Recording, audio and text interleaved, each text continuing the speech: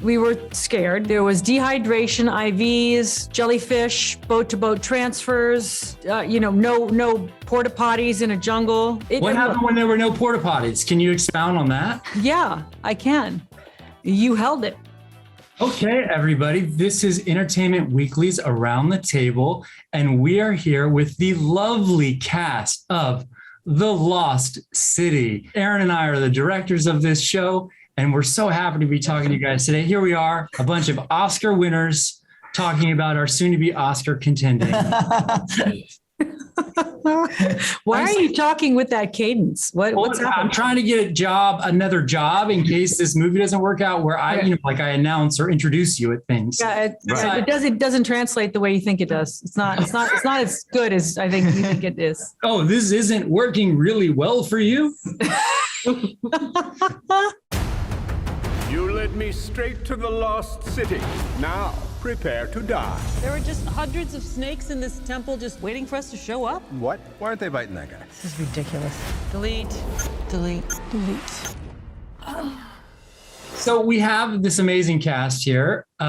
You guys, I thought it would be fun to start out talking about the adventures that we had on this movie because it was obviously a crazy, zany time shooting in the jungle. And I remember just a couple of things. One was, Sandy, I remember early on putting you and Channing in the ocean surrounded by jellyfish. Yes. And feeling like we were going to lose our actors in our job in week one. And I just thought we should chat about what are some of your favorite adventures from this hit movie, The Lost City? Yes. I don't know if zany really covers it, but we were in the middle of a pandemic. We were scared. We then had an epidemic of some parasite. There was dehydration, IVs, almost losing our first AD, jellyfish, boat-to-boat transfers, no porta potties in a jungle. What happened when there were no porta potties? Can you expound on that? Yeah, I can. You held it, or you just didn't drink any liquids, so you didn't have to use a bathroom, and then you had an IV at the end of the day. And that's Hollywood movies. Yeah. That's how no, we but I felt like, we all were coming out of the pandemic fear, being locked in our homes. And we got really lucky with everyone being on the same page on what kind of adventure we wanted to have, how we were going to be for each other, and what kind of movie we were going to make. We were all on the same page, which doesn't always happen. I remember, Sandy, when we first met talking about the movie, and that was a common theme that we talked about, is wanting to have the genuine immersive experience for the audience of leaving their homes and going to some place that's really makes you feel like you're back out in the world again. And we felt like it's important in order to capture that on the screen. We've got to really do it. And you guys threw yourselves into it. Miss Sage, I enjoyed your book about the Lost City, and I believe you're the one who can help me find its treasure. I have to respectfully decline. I'm afraid I must insist. In all transparency, Davine, when on day one of the movie, you were being put on a Navy boat in the middle of the ocean, did you for a second think like, oh no, what have I gotten myself into? A little bit. No, but I was excited because it was like, oh, this isn't going to just be a cute rom-com. I was immediately confronted with just how much action and physical this was going to be. And that was very, very exciting to me. And I just love that, like, especially as a female, that I was able to do that, because sometimes they just reserve that stuff for the guys. So that was so exciting that I was like, wow, I'm going to actually be on a Navy ship with Coast Guards that do not speak English, and that literally we would have to be like passing ships in the night, and you'd be like, so this time do it with enthusiasm. I'd be like, what? And it was crazy, but it was like one take alone took so much to do, but it was beyond. It was the coolest first week I think you could ask for. Were you guys, Adam and Aaron, were you bricking it at all that first week? Because if I had that first week as a director and it was all like helicopter units and boat stuff, like I was like, well, at the end of the first week, I was like, if they haven't lost it at anybody on set at this point, I think we're okay. I think they're going to be nice the whole time. We knew that we were racing against the weather. And so we played a little bit of a dangerous game of deciding to front load the movie with our exteriors. But that also meant like we're front loading it with the most difficult stuff. On day one, one, Sandy and Channing are hiking down this slippery slope into the jungle to get in the water in high heels and a sequins jumpsuit. On day two, Channing's having to take all his clothes off in that river. And then with you guys, we're on the ocean.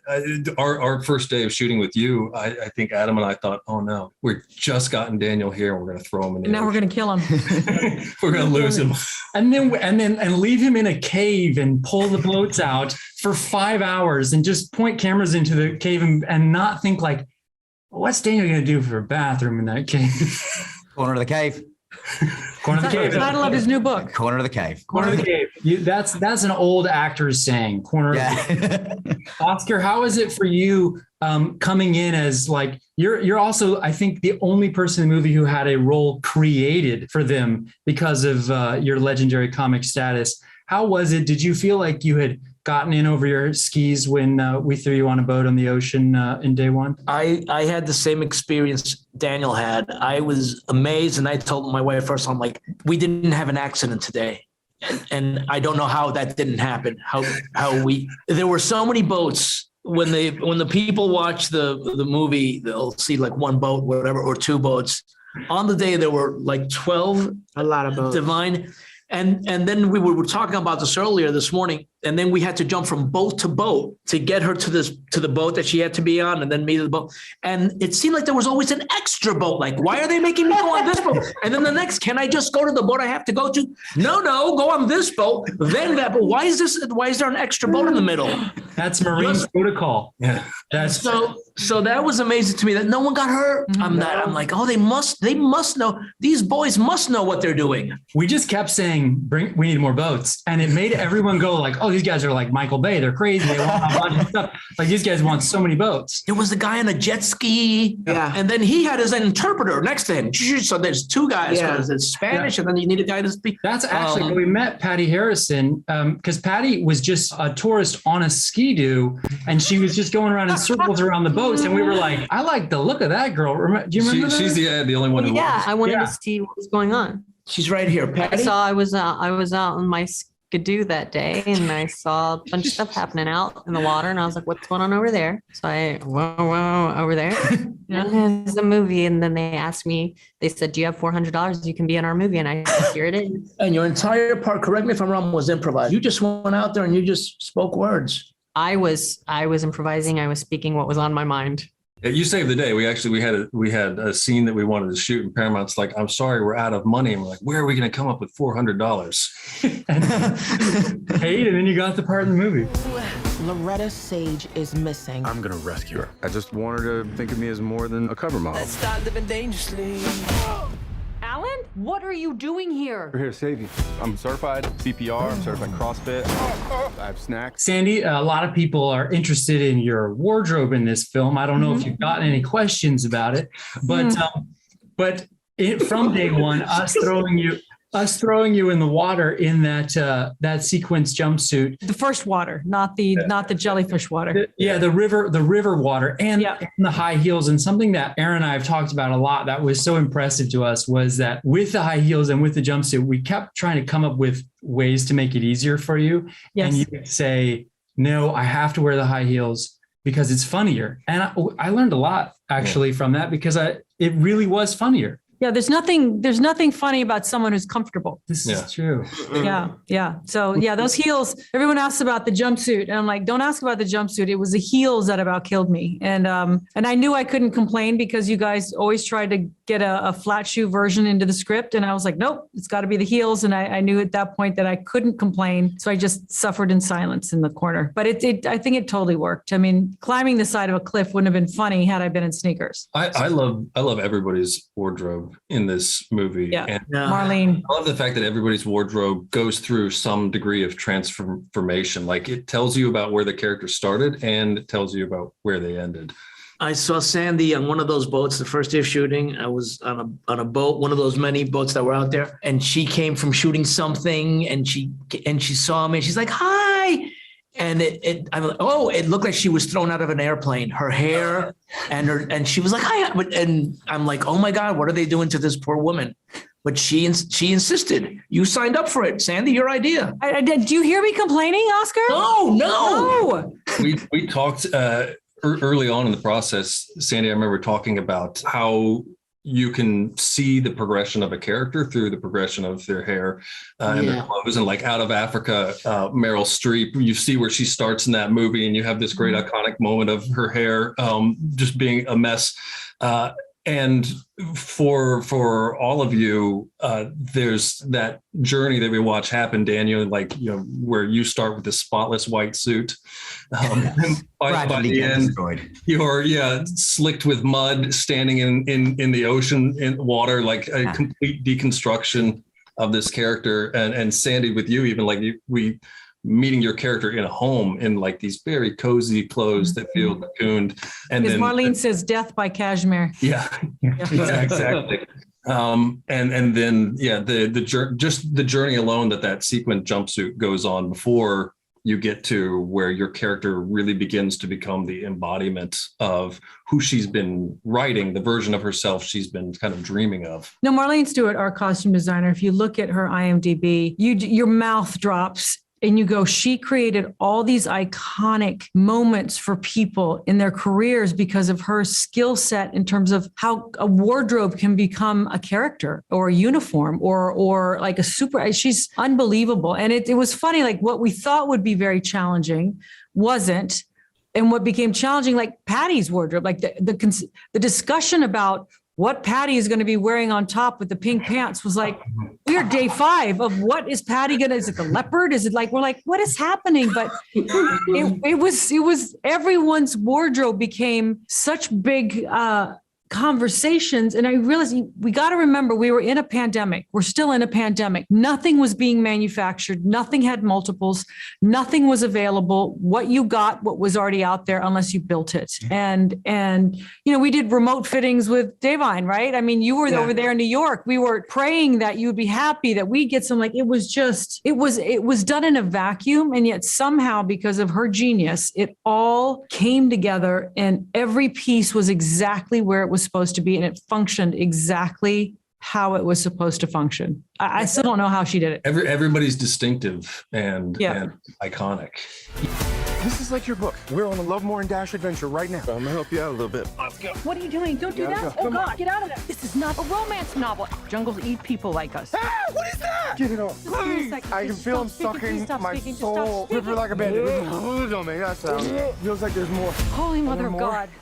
They're just sucking on my butt like a big old Jamba Juice. You know what? I think like the iconic sort of look of the characters, when you have a movie that takes place over like a 48-hour period, you become like a brand almost. And the characters have this just way of popping. I'm curious, this is something that I don't actually know. For all of you, did you base your performances or characters off of any people that you actually know? Or was it just something born from within? I mean, I there's not like a specific person that my character is based on, but I feel like I've spent enough time around a certain type of incredibly entitled bratty Englishman that you know, and I see one in the mirror every morning. You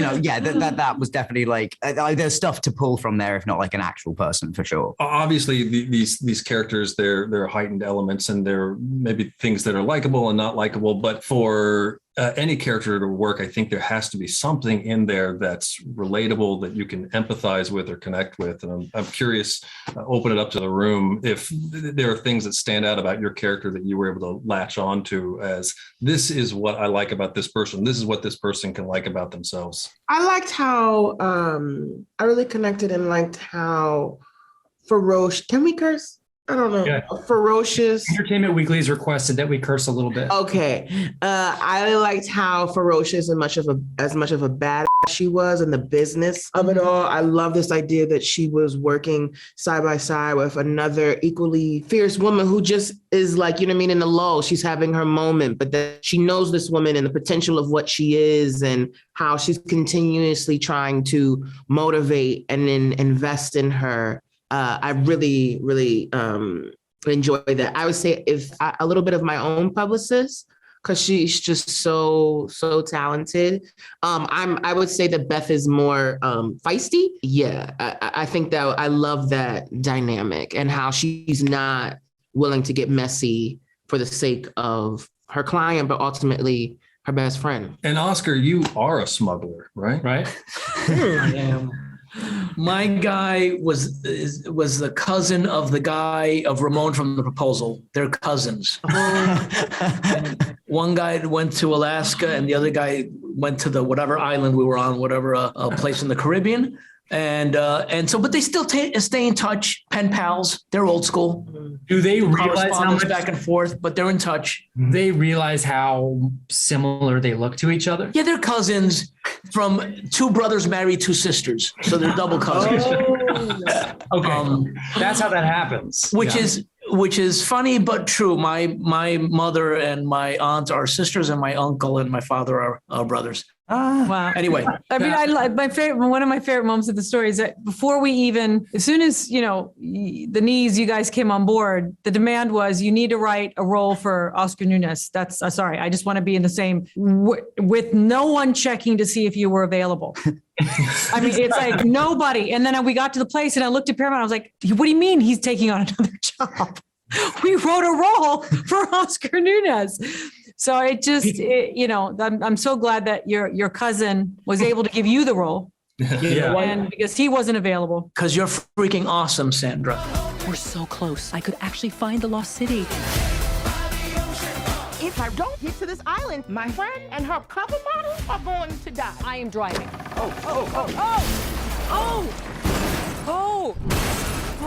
want to ask the niece something. So when Liza, my producing partner, when we reached out to you and you guys were pitching your version of this film, what was your expectation and what did it end up being? Did your expectation match the experience, or was it, was the experience worse? Our first expectation was that we were going to have to pitch on it for 3 months and that it was going to be this huge, long, drawn out process. The biggest surprise was after our first meeting when you were like, let's go talk to Paramount about it. We were like, what do you mean? What?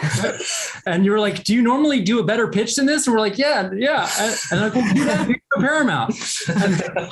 And so that part was very shocking. I would say in terms of how the movie itself actually turned out, there's a lot that went according to plan. Like we set out with a goal and executed, and everybody brought it. But there's also something that's, I think, part of the magic of film as an art form is that it's done as a team. It's collaborative. You bring on artisans who are great at what they do, and so it always ends up taking on some kind of life of itself because it's no one person, and everyone who comes in brings some aspect of themselves, whether it's your production designer or your director of photography or your costume designer or any of like the artisans working with them, and then of course the cast, which you guys, every one of you is funny and talented, but with a distinctive kind of approach to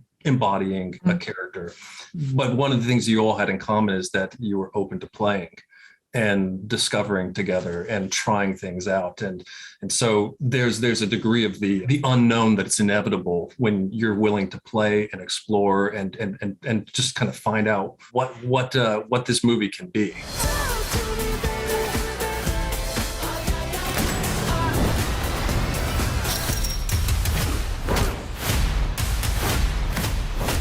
Loretta Sage, getting you out of here. Why are you so handsome? My dad was a weatherman. Hey, whoa, she doesn't need saving in there. Okay. What are you doing in there? Speaking of playing, Patti, you didn't get to answer the question about your character. You, I think, are the funniest, most playful actor I've ever met in the history of my life. No, number one. I'm sorry, everybody. It's Patti Harrison. Patti, playful? Yeah, you like do silly jokes and stuff. Or you're doing the tumbles on the floor. You always brought like a dog toy that you were like squeaking at. What did you base the character of Allison on anybody? I think kind of what Dan said, it's kind of an amalgamation of like finance majors, like business majors, girls that were in business frats that I went to school with. I also worked at a restaurant that was like this in the meatpacking district in New York when I first moved there. And the clientele was a lot of like finance, fashion, like PR sort of girls. No offense to any PR people that I know and love. Just a kind of a mixture of that, people that say things, kind of have the confidence to say something that makes no sense aloud and see if anyone challenges them on it. But like, I don't know. I think there's something very endearing about being so confident while saying something that is so completely stupid that you yourself do not understand. I think there's power in that for women. Just women. Well, guys, this has been Around the Table with Entertainment Weekly. Thank you to the incredible cast of The Lost City. Thank you guys for chatting with us, and thank you, Entertainment Weekly. Go see The Lost City, March 25th, only in theaters.